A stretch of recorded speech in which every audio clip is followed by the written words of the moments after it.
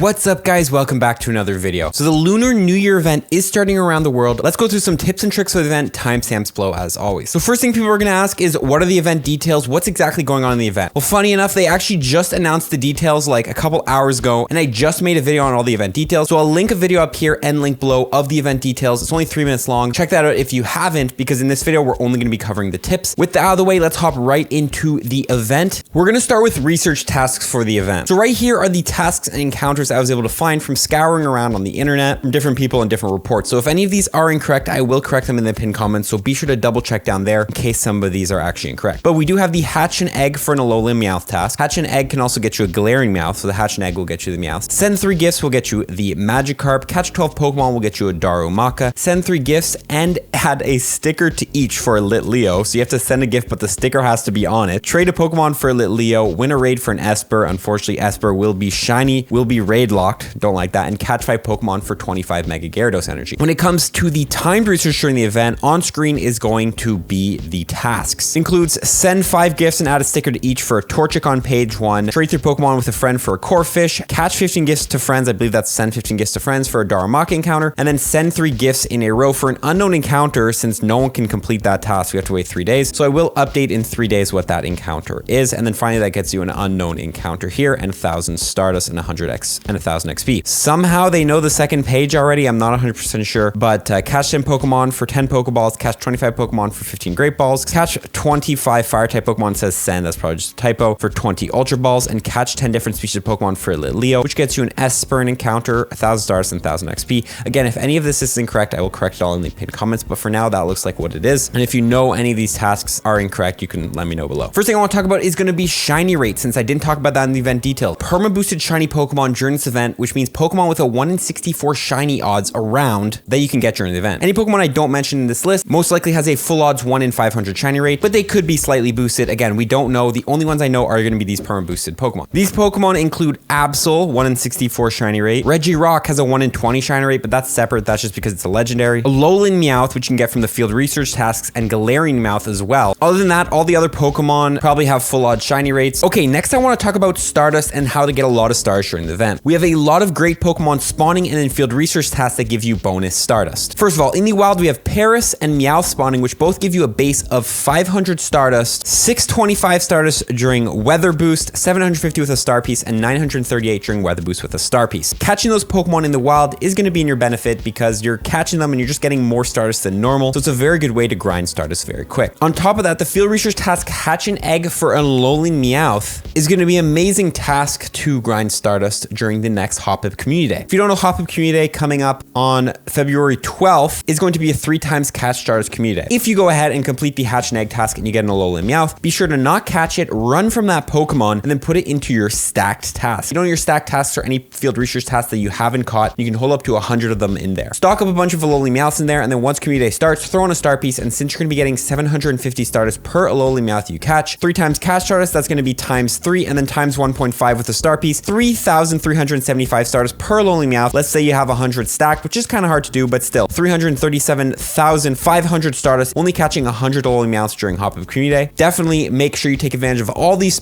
Stardust boosting Pokemon to get your Stardust gains up during this event. With that out of the way, let's move on to the spawns for the event and what are the most meta relevant spawns, the ones you should be grabbing. First, we have Voltorb, which evolves into Electrode. Electrode has play in some special Great League Cups like the Love Cup coming up and the Kanto Cup. Quick note, Hisuian, whatever his name is, this guy, you can't evolve him yet. I recommend grabbing him, but we don't know how good his evolution, the Electrode, is going to be yet. So just grab them. We have Magikarp, which evolves into Gyarados. Gyarados has play in the Great, Ultra, and the Master League. In the Great League, it's only good really for special event cups, limited metas, but all in all, a good Pokemon to get. As well as Gyarados does have a Mega, which is out right now, which is currently the 2nd highest DPS water type Mega in the game. We have Torchic, which evolves into Blaziken. Blaziken recently has some very good play in the Ultra League. I ran it myself. It runs really well, especially in the Walrein Trevenant meta, as well as Blaziken having the Mega in the future, which could potentially come. So definitely a Pokemon you want to get some good IVs for. We then have Lit Leo. Lit Leo has play in the Little Cup, if the Little Cup ever does come back, as well as with the XL Lit Leo, can have play in some special Great League metas as well, as it does lock down Frostlass, which is a very common Pokemon in some limited cup metas like the Holiday Cup. We also have Electabuzz spawning in the wild, and just like the last event, Shadow Electivire is the best DPS electric type raid attack attacker in the game. So definitely a Pokemon worth getting the XL candies for. Brandon Tan just maxed 6 of them. So if you know Brandon's maxing Shadow Electivire, make sure you do it as well. And then of course we have the Gyarados and the Combuskin, which are just higher evolutions of the other Pokemon we mentioned. One more Pokemon I just want to add on here is going to be Meowth. Now, although Meowth itself isn't good, Galarian Meowth, which evolves into Berserker, is a good Pokemon for the Ultra League with XL candies. So if you can catch those Meowths, get candies, and then get XL candies as well for Berserker in the Ultra League, that's definitely going to be worth your while during this event. And finally, one more recommendations, and this is going to be spoilers for Legend of Arceus. I recommend you skip 30 seconds forward if you don't want to be spoiled.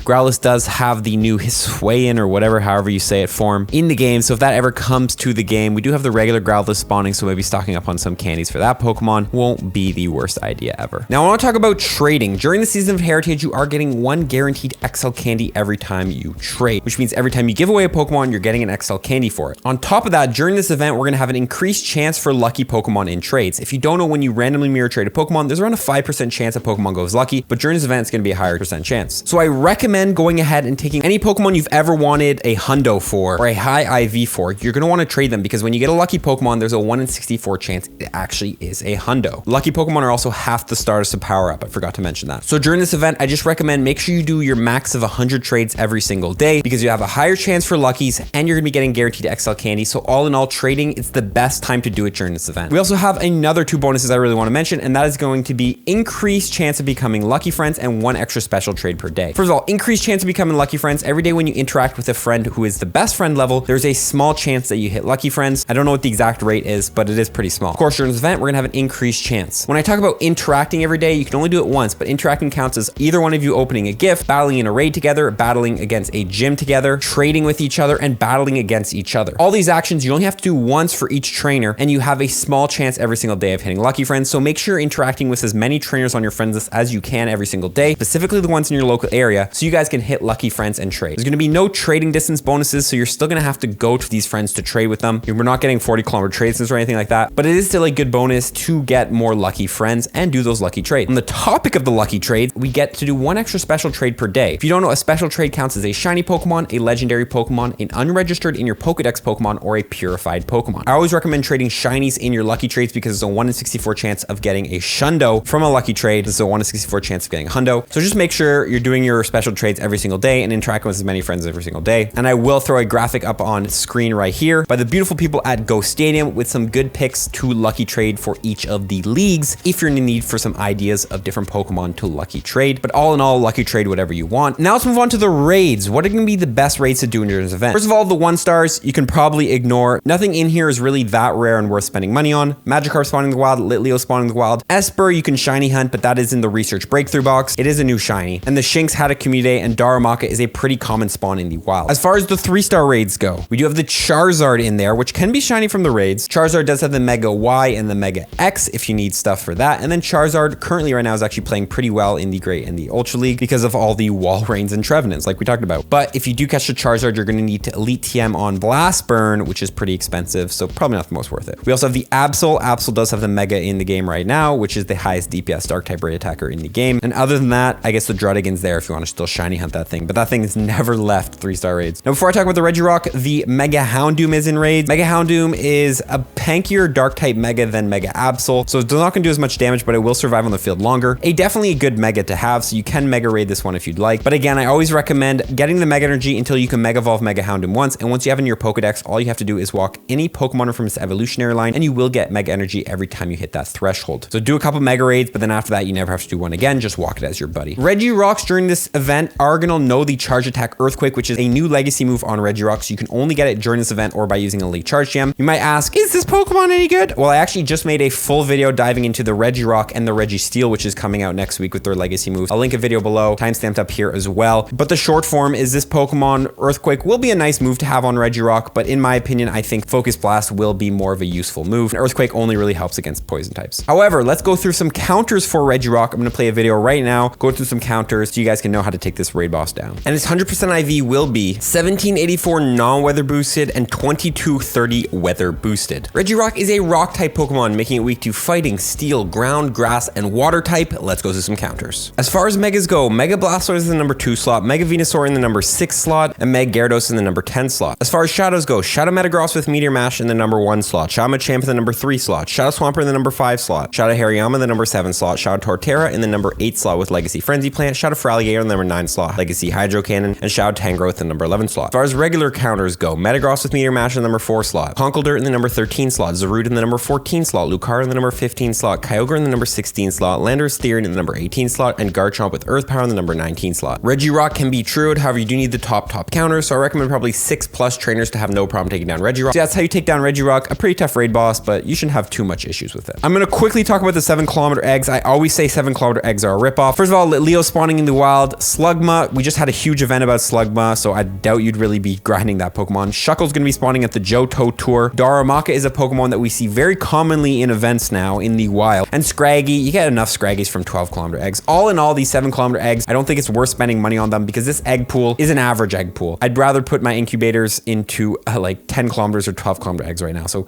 avoid the 7 clays. Let's talk about Mega Evolution. If you don't know when you Mega Evolve Pokemon, any Pokemon you catch is the same type as that Mega, you will get 1 bonus candy for that Pokemon. There's 2 types of Megas I think you should Mega Evolve, either a Fire or an Electric. On screen, I will circle all the Fire type Pokemon. If you need extra candy for any of these Pokemon, you might want to Mega Evolve a Fire type like Mega Charizard Y, Mega Charizard X, Mega Houndoom, and then I'm going to circle the Electric type Pokemon. If you need more candy for any of these Pokemon, you want to Mega Evolve an Electric type Pokemon like Mega Ampharos or Mega Manectric. I'm going to leave it at that. All in all, I don't know if Mega Evolving for extra candy is worth it that event since the spawn types are so varied. Now let's talk about medal tips. If you don't need 35 platinum medals to go from level 48 to 49 in Pokemon Go, you might not be even close to that level, but it's always worth grinding it now since it does take a lot of time to get it. What are the best medals to grind this event? We have some good ones. First of all, we have the Fire Medal Kindler, catch 2500 Fire type Pokemon. We got a couple Fire spawning this event, and same goes with the Rocker Medal, catch 2500 Electric type Pokemon. You should always be focusing on these type medals. If you don't have them all platinumed, make sure you focus on them. We then have the Successor Medal, Mega Evolve a Pokemon 1,000 times. Now at the time I'm recording this section of the video, I don't know what the task is for the Mega Gyarados energy that we're going to be having during this event, but I will pull it up on screen. Now, if in your opinion this task is easy enough for you to complete, I recommend completing a lot of these tasks so you can get Mega Energy for Mega Gyarados. The Successor Medal requires you to Mega Evolve a Pokemon 1,000 times, is Mega Evolving 1 Gyarados and another Gyarados, and you can Mega Evolve them back and forth, grinding out all that Mega Energy that you got from the tasks and working towards this medal. Next up, one I don't recommend too often is the Fisher Medal, catch 1,000 big Magikarp. You might be like, what's a big Magikarp? Well, a big Magikarp is a Magikarp that weighs more than 13.13 kilograms. You can come into your Magikarp and see the weight of it there, and you want to catch 1,000 Magikarps over the 13.13 kilograms. On top of that, you can actually save these Magikarps kind of like I have and mark them XL, and then go ahead and find a friend who has them as well, and you guys can trade them, as when you receive an XL Magikarp, it works towards this badge as well. So definitely a badge you don't really get to work on very often, so definitely something I would focus because Magikarp is spawning during the wild during this event. Finally, one I recommend always is the Rising Star Medal, defeat 150 species of Pokemon in raids. You want to go ahead and pause on screen right now, take a look at all these Pokemon here and try to think to yourself, have I ever raided these Pokemon once? Rising Star Medal, you have to defeat 150 different species of Pokemon, so if you've never raided a Delcatty, for example, raid it at least once to get a point towards the Rising Star Medal. I know for a fact I've never raided a Shuckle. Actually, I might have raided a Shuckle. I know I haven't raided a Flareon, that's for sure. So I'll make sure I raid that Pokemon at least once to get a point towards this Rising Star Medal and platinum it at 150. And that looks like it's it for the tips and tricks of the event. As always, guys, I do end up missing some tips and tricks of the event, so feel free to comment them below, any tips I missed, so you guys can help out your other trainers. And guys, go take a little scroll down in the comment section to see if there's anything that can help you out. I wish you guys a very happy Lunar New Year. We're gonna see y'all in the next one. Follow from tips, everyone. Peace.